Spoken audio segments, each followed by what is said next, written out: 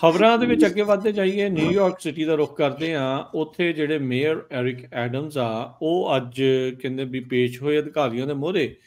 Federal court ਦੇ ਵਿੱਚ ਉਹਨਾਂ ਨੇ ਆਪਣੇ ਆਪ ਨੂੰ ਜਿਹੜਾ ਉਹ ਲੈ ਕੇ ਗਏ, ਤੇ ਜਿਹੜੇ ਉਹਨਾਂ ਦੇ ਉੱਤੇ ਬਰਾਈਬਰੀ ਦੇ, ਕਰਪਸ਼ਨ ਦੇ, ਰਿਸ਼ਵਤਖੋਰੀ ਦੇ ਜਿਹੜੇ ਚਾਰਜਸ ਆ, ਉਹਦੇ ਵਿੱਚ ਆਪਣੇ ਆਪ ਨੂੰ ਨਿਰਦੋਸ਼ ਆਖਿਆ। ਕਹਿੰਦੇ ਵੀ ਮੈਂ ਨਾਟ ਗਿਲਟੀ ਪਲੀ ਜਿਹੜਾ ਉਹ ਕਰਨ ਜਾ ਰਿਹਾ ਹਾਂ। Bribery, wire fraud, taking illegal campaign donations ਦੇ ਜਿਹੜੇ ਚਾਰਜਸ ਆ ਉਹਨਾਂ ਉੱਤੇ ਲੱਗੇ ਹੈਗੇ ਆ। ਸੋ ਕਹਿੰਦੇ ਵੀ ਸਿਟੀ ਹਾਲ ਤੋਂ ਦੂਰ ਨਹੀਂ ਆ ਇਹ ਜਿਹੜਾ ਫੈਡਰਲ ਕੋਰਟ ਰੂਮ, ਜਿੱਥੇ ਅੱਜ ਇਹ ਪਹੁੰਚੇ ਆ। ਮੈਜਿਸਟ੍ਰੇਟ ਜੱਜ ਕੈਥਰੀਨ ਐਚ ਪਾਰਕਰ ਦੀ ਜਿਹੜੀ ਅਦਾਲਤ ਦੇ ਮੂਹਰੇ ਜਿਹੜਾ ਆ ਉਹ ਪੇਸ਼ ਹੋਏ ਆ, ਜਿੱਥੇ ਅਦਾਲਤ ਦੇ ਜਿਹੜੇ ਮੈਜਿਸਟ੍ਰੇਟ ਆ ਜੱਜ ਨੇ ਪੁੱਛਿਆ, mayor Adams what do you wish to plea, ਤੇ I am not guilty your honour. ਜਿਹੜੇ ਐਰਿਕ ਐਡਮਸ ਆ ਉਹਨਾਂ ਨੇ ਜਿਹੜਾ ਉਹ ਆਖਿਆ।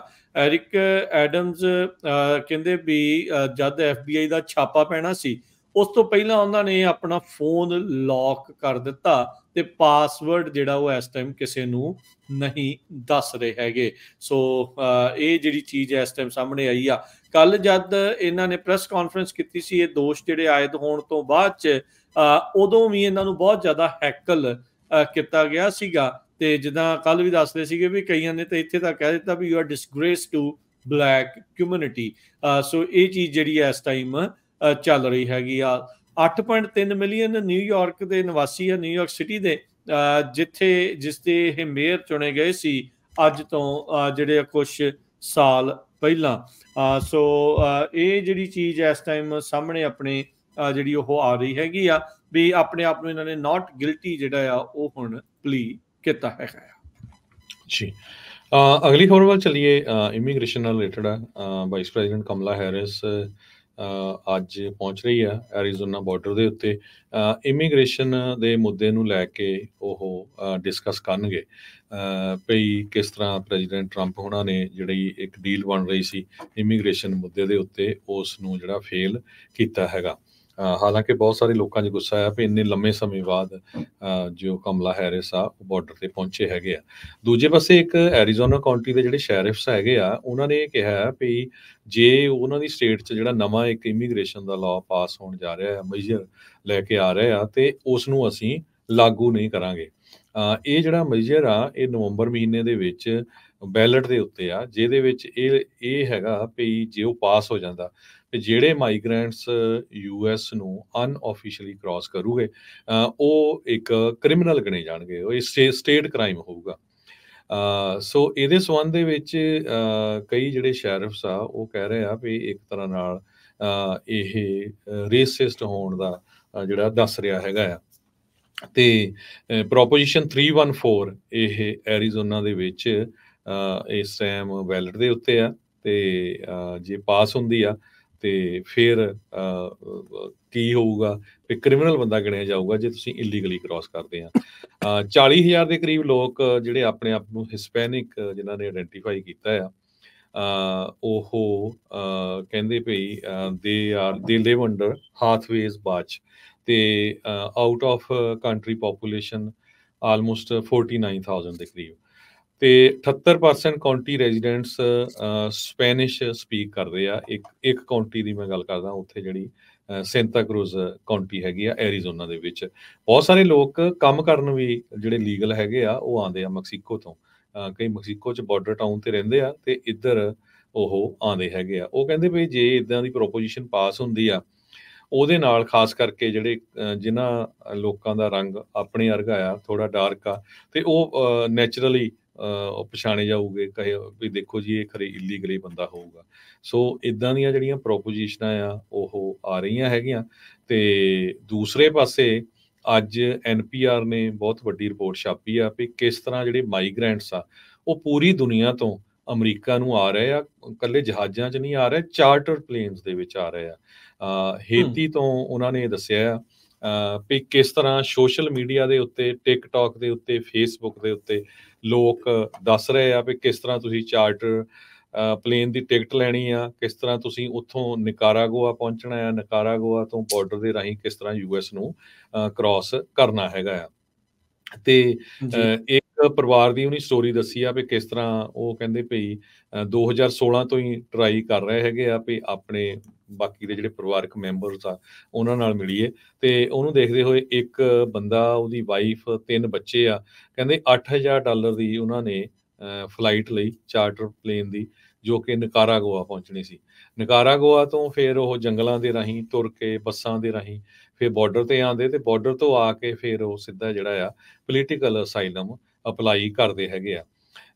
ਕਈ ਮਾਈਗ੍ਰੈਂਟਸ ਜਿਹੜੇ ਆ ਉਹ ਇਹ ਕਹਿ ਰਹੇ ਵੀ $70,000 ਤੱਕ ਜਿਹੜੇ ਆ ਅਸੀਂ ਪੈਸੇ ਦੇ ਰਹੇ ਹੈਗੇ ਆ ਫਲਾਈਟਸ ਦੇ ਰਾਹੀਂ ਪਹੁੰਚਣ ਦੇ ਲਈ, ਬਾਰਡਰ ਦੀਆਂ ਜਿਹੜੀਆਂ ਸਟੇਟਸ ਹੈਗੀਆਂ ਆ ਜਾਂ ਮੁਲਕ ਹੈਗੇ ਆ, ਤੇ ਉਹ ਤੋਂ ਗਾਹਾਂ ਉਹਨਾਂ ਨੂੰ ਕ੍ਰਾਸ ਕਰਨ ਦੇ ਲਈ।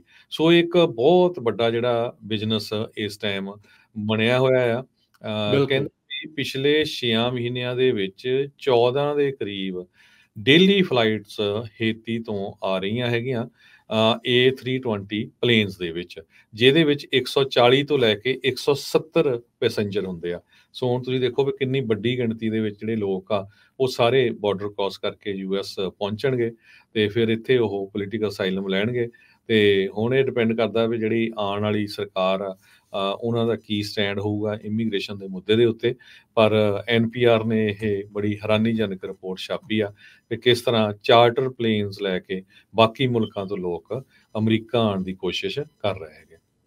ਰੀਸੈਂਟਲੀ ਚੇਤਾ ਹੋਣਾ ਹਰਜੋਤ ਸਿੰਘ ਜੀ, ਇੱਕ ਚਾਰਟਰ ਪਲੇਨ ਵਾਲਾ ਜਿਹੜਾ ਭਾਰਤੀ ਮੂਲ ਵਾਲਾ ਏਜੰਟ ਸੀ, ਉਹਦਾ ਵੀ ਪਰਦਾਫਾਸ਼ ਹੋਇਆ ਸੀ। ਸੋ ਇਦਾਂ ਦੇ ਹੋਰ ਪਤਾ ਨਹੀਂ ਕਿੰਨੇ ਕੁ ਏਜੰਟ ਹੋਣੇ ਆ, ਤੁਰੇ ਫਿਰਦੇ ਆ।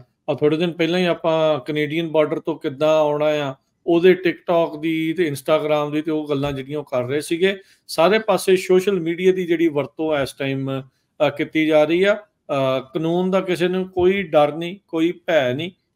ਜਿਹੜੇ ਇਹ ਕੰਮ ਕਰਵਾ ਰਹੇ ਆ, ਜਿੰਨੇ ਤਾਂ ਦੇਖੋ ਪਹੁੰਚਣਾ, ਉਹ ਤਾਂ ਜਾਨ ਦੀ ਬਾਜੀ ਲਾ ਕੇ ਹਰ ਤਰ੍ਹਾਂ ਤਰੀਕੇ ਦੇ ਨਾਲ ਆਉਣ ਨੂੰ ਜਿਹੜਾ ਉਹ ਕਾਹਲਾ ਹੁੰਦਾ ਆ। ਪਰ ਤੁਸੀਂ ਦੇਖੋ ਵੀ ਡਾਲਰ ਵੀ ਕਿੱਦਾਂ ਹਥਿਆ ਰਹੇ ਆ, ਤੇ ਲੋਕਾਂ ਦੀ ਜਾਨ ਵੀ ਜਿਹੜੀ ਉਹ ਕਿੱਦਾਂ ਖਤਰੇ ਦੇ ਵਿੱਚ ਜਿਹੜੀ ਉਹ ਪੈ ਰਹੀ ਆ। ਤੇ ਜੋ ਹਾਲਾਤ ਇੱਥੇ ਬਣ ਰਹੇ ਆ, ਸਖਤੀ ਜਿਹੜੀ ਉਹ ਲਗਾਤਾਰ ਜਿਹੜੀ ਉਹ ਵੱਧਦੀ ਜਾ ਰਹੀ ਆ। ਟਰੰਪ ਹੋਣਾ ਨੇ ਕੱਲ ਇੱਕ ਵਾਰੀ ਫਿਰ ਇਮੀਗ੍ਰੇਸ਼ਨ ਦੇ ਵਿੱਚ ਕਹਿੰਦੇ ਵੀ ਸੈਡਲੀ ਵੀ ਮੈਨੂੰ ਤੇ ਜਿਹੜੀ ਸਭ ਤੋਂ ਵੱਡੀ ਅਮਰੀਕਾ ਦੇ ਵਿੱਚ ਜਿਹੜੀ ਮਾਸ ਡਿਪੋਰਟੇਸ਼ਨ ਆ ਉਹ ਕਰਨੀ ਪੈਣੀ ਆ, ਜੇ ਮੈਂ ਜਿਹੜਾ ਉਹ ਪ੍ਰੈਜ਼ੀਡੈਂਟ ਬਣਦਾ ਆ। ਵੀ ਹਾਲਾਤ ਇੱਥੇ ਦੇ ਜਿਹੜੇ ਉਹ ਬਹੁਤ ਮਾੜੇ ਬਣਦੇ ਜਾ ਰਹੇ ਆ। ਤੇ ਜਿੰਨਾ ਜ਼ਿਕਰ ਕੀਤਾ ਆ, ਕਮਲਾ ਹੈਰਿਸ ਹੁਣ ਸਦਰਨ ਬਾਰਡਰ ਦੇ ਉੱਤੇ ਜਾਊਗੀ, ਤੇ ਕਹਿੰਦੇ ਵੀ ਗੁੱਸਾ ਨਜ਼ਲਾ ਜਿਹੜਾ ਨੇ ਡੋਨਲਡ ਟਰੰਪ ਉਹਨਾਂ ਤੇ ਝਾੜਨ ਦੀ ਕੋਸ਼ਿਸ਼ ਕਰਨੀ ਆ, ਇਹ ਕਹਿ ਕੇ ਵੀ ਜਿਹੜੀ ਬਾਰਡਰ ਦੀ ਡੀਲ ਇਮੀਗ੍ਰੇਸ਼ਨ ਦੀ ਜਿਹੜੀ ਬਣ ਰਹੀ ਸੀ ਕੁਝ ਮਹੀਨੇ ਪਹਿਲਾਂ, ਉਸ ਨੂੰ ਟਰੰਪ ਹੋਣਾ ਨੇ ਜਿਹੜਾ ਉਹ ਰੁਕਵਾ ਦਿੱਤਾ, ਉਸ ਨੂੰ ਬੰਦ ਕਰਵਾ ਦਿੱਤਾ ਸੀਗਾ। ਪਰ ਕਮਲਾ ਹੈਰਿਸ ਆਪ ਇਸ ਮਾਮਲੇ ਦੇ ਵਿੱਚ ਬਹੁਤ ਜ਼ਿਆਦਾ ਪਛੜੂਗੀ, ਪਿੱਛੇ ਰਹੂਗੀ। ਉਸ ਸਵਾਲਾਂ ਦੇ ਜਵਾਬ ਨਹੀਂ ਹੈਗੇ ਵੀ 3.5 ਸਾਲਾਂ ਦੇ ਵਿੱਚ ਤੁਸੀਂ ਆਪ ਬਾਰਡਰ ਨੂੰ ਲੈ ਕੇ ਕੀ ਕੀਤਾ, ਜਦ ਬਾਈਡਨ ਹੁਣਾਂ ਨੇ ਵਿਸ਼ੇਸ਼ ਤੌਰ ਦੇ ਉੱਤੇ ਤੁਹਾਨੂੰ ਬਾਰਡਰ ਦੀ ਸਥਿਤੀ ਨੂੰ ਸੁਧਾਰਨ ਦੇ ਲਈ ਹੀ ਜਿਹੜਾ ਨਿਯੁਕਤ ਜਿਹੜਾ ਉਸ ਟਾਈਮ ਦੇ ਉੱਤੇ ਕੀਤਾ ਸੀ, ਉਹ ਜ਼ਿੰਮੇਵਾਰੀ ਤੁਹਾਡੇ ਜਿੰਮੇ ਜਿਹੜੀ ਉਹ ਲਾਈ ਸੀਗੀ। ਸੋ ਉੱਦਾਂ ਜੇ ਦੇਖਿਆ ਜਾਵੇ ਹਰਜੋਤ ਸਿੰਘ ਜੀ, ਇਸ ਟਾਈਮ ਪੋਲਿੰਗ ਨੂੰ ਲੈ ਕੇ ਤਾਂ ਜਿਹੜੀ ਕਮਲਾ ਹੈਰਿਸ ਆ ਉਹ ਟਰੰਪ ਹੋਣਾ ਦੇ ਨਾਲ ਕਈ ਥਾਵਾਂ ਦੇ ਉੱਤੇ ਬਰਾਬਰ, ਤੇ ਜਿਹੜੀਆਂ ਬੈਟਲ ਗਰਾਊਂਡ ਸਟੇਟਸ ਦੇ ਵਿੱਚ ਨੈਰੋਲੀ ਕਹਿੰਦੇ ਆ ਵੀ ਉਹ ਬੀਟ ਜਿਹੜੀ ਆ ਉਹ ਕਰ ਰਹੀ ਆ ਡੋਨਲਡ ਟਰੰਪ ਹੋਣਾ ਨੂੰ। ਨਵਾਡਾ ਦੇ ਵਿੱਚ ਇਸ ਮੌਕੇ 7 ਪੁਆਇੰਟ ਦੀ ਜਿਹੜੀ ਲੀਡ ਆ, ਪੈਂਸਿਲਵੇਨੀਆ ਦੇ ਵਿੱਚ 5 ਪੁਆਇੰਟ ਦੀ, ਐਰੀਜ਼ੋਨਾ ਤੇ ਮਿਸ਼ੀਗਨ ਦੇ ਵਿੱਚ 3 ਪੁਆਇੰਟ ਦੀ ਜਿਹੜੀ ਲੀਡ ਆ ਉਹ ਇਸ ਟਾਈਮ ਟਰੰਪ ਹੋਣਾ ਦੇ ਉੱਤੇ ਕਮਲਾ ਹੈਰਿਸ ਦੀ ਜਿਹੜੀ ਉਹ ਚੱਲ ਰਹੀ ਆ। ਉਧਰ ਨਾਰਥ ਕੈਰੋਲੀਨਾ ਦੇ ਵਿੱਚ ਜਿਹੜਾ ਉਹ ਟਾਈ ਦਿਖਾਇਆ ਜਾ ਰਿਹਾ, ਤੇ ਵਿਸਕੌਨਸਨ ਦੇ ਵਿੱਚ ਵੀ 2-3% ਦੀ ਜਿਹੜੀ ਲੀਡ ਆ ਉਹ ਚੱਲ ਰਹੀ ਆ, ਤੇ ਜਾਰਜੀਆ ਦੇ ਵਿੱਚ ਵੀ ਇਸ ਟਾਈਮ ਇਹ ਬਰਾਬਰ ਜਿਹੜੇ ਆ ਉਹ ਨੈਕ ਟੂ ਨੈਕ ਜਿਹੜਾ ਮੁਕਾਬਲਾ ਇਹਨਾਂ ਦਾ ਚੱਲ ਰਿਹਾ ਹੈਗਾ ਆ। ਸੋ ਜਿਹੜਾ ਵੀ ਇਹ ਬੈਟਲ ਗਰਾਊਂਡ ਸਟੇਟਸ ਨੂੰ, ਜ਼ਿਆਦੀਆਂ ਬੈਟਲ ਗਰਾਊਂਡ ਸਟੇਟਸ ਨੂੰ ਜਿੱਤੇਗਾ, ਉਹ ਅਗਲਾ ਅਮਰੀਕਾ ਦਾ ਜਿਹੜਾ ਉਹ ਰਾਸ਼ਟਰਪਤੀ ਬਣੇਗਾ। ਸੋ ਇਹ ਜਿਹੜੀ ਤਕਰੀਬਨ ਇਸ ਪਾਸੇ ਵੱਲ ਨੂੰ ਗੱਲ ਜਿਹੜੀ ਉਹ ਨਿੱਤਰ ਕੇ ਆ ਰਹੀ ਆ। ਉਹ ਦੱਸਦੇ ਜਾਈਏ 2016 ਦੇ ਵਿੱਚ ਵੀ ਜਿਹੜੀਆਂ ਪੋਲਸ ਆ ਬਹੁਤ ਕੁਝ ਕਹਿੰਦੀਆਂ ਸੀਗੀਆਂ, ਜਿਸ ਦੇ ਵਿੱਚ ਹੈਲਰੀ ਕਲਿੰਟਨ ਨੂੰ ਆਸਾਨੀ ਦੇ ਨਾਲ ਜਿੱਤਦਾ ਹੋਇਆ ਜਿਹੜਾ ਉਹ ਦਿਖਾਇਆ ਜਾ ਰਿਹਾ ਸੀਗਾ। ਪਰ ਜਿਹੜੇ ਨਤੀਜੇ ਆਏ ਤਾਂ ਉਦੋਂ ਸਭ ਕੁਝ ਉਲਟ ਫੇਰ ਹੋ ਗਿਆ ਸੀ।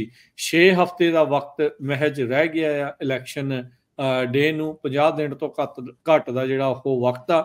ਸੋ ਆਪਾਂ ਤਾਂ ਇਹੀ ਕਵਾਂਗੇ, ਜਿੰਨੇ ਵੀ ਐਲੀਜੀਬਲ ਵੋਟਰਸ ਨੇ US ਦੇ ਵਿੱਚ, US ਸਿਟੀਜ਼ਨ 18 ਸਾਲ ਤੋਂ ਉੱਤੇ ਆ, ਤੁਸੀਂ ਐਲੀਜੀਬਲ ਹੈਗੇ ਆਪਣੇ ਸਟੇਟ ਦੇ ਵਿੱਚ ਵੋਟ ਪਾਉਣ ਦੇ ਲਈ, ਤਾਂ ਆਪਣੀ ਵੋਟ ਨੂੰ ਮੇਕ ਸ਼ੋਰ ਕਰੋ ਵੀ ਤੁਸੀਂ ਜ਼ਰੂਰ ਰਜਿਸਟਰ ਕੀਤਾ ਹੈਗਾ ਆ। ਸੋ ਇਲੈਕਸ਼ਨ ਡੇ ਤੋਂ 6 ਹਫ਼ਤੇ ਪਹਿਲਾਂ ਹੈਰਿਸ ਜਿਹੜੀ ਆ ਇਸ ਟਾਈਮ ਓਵਰਆਲ ਨੇਸ਼ਨ ਵਾਈਡ ਕਹਿੰਦੇ ਆ 3 ਪੁਆਇੰਟਸ ਦੇ ਨਾਲ ਟਰੰਪ ਹੁਣਾਂ ਤੋਂ ਅੱਗੇ ਜਿਹੜੀ ਉਹ ਜਾਂਦੀ ਜਿਹੜੀ ਉਹ ਨਜ਼ਰ ਆ ਰਹੀ ਆ। ਇਹਨਾਂ 6 ਹਫ਼ਤਿਆਂ ਦੇ ਵਿੱਚ ਅੱਗੇ ਕੀ ਹੋਊਗਾ ਇਹ ਦੇਖਣ ਵਾਲੀ ਗੱਲ ਆ, ਪਰ ਇਹ ਬਹੁਤ ਹੀ ਜ਼ਿਆਦਾ ਜਿਹੜਾ ਫਸਵਾਂ ਮੁਕਾਬਲਾ ਇਸ ਵਾਰ ਆਪਾਂ ਨੂੰ ਦੇਖਣ ਨੂੰ ਮਿਲ ਰਿਹਾ ਹੈਗਾ।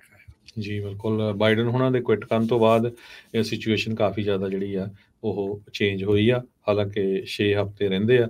ਜਿੰਨੇ ਵੀ ਪੋਲ ਸਰਵੇ ਕੀਤੇ ਗਏ ਹੈਗੇ ਆ, ਇਹ ਨਿਊਜ਼ ਵੀਕ ਦੀ ਜੋ ਅੱਜ ਰਿਪੋਰਟ ਆ ਉਹ ਤੁਹਾਡੇ ਨਾਲ ਸਾਂਝੀ ਕਰ ਰਹੇ ਹਾਂ। ਅਸੀਂ ਆਪਣੇ ਵੱਲੋਂ ਨਹੀਂ ਕੁਛ ਕਰ ਰਹੇ।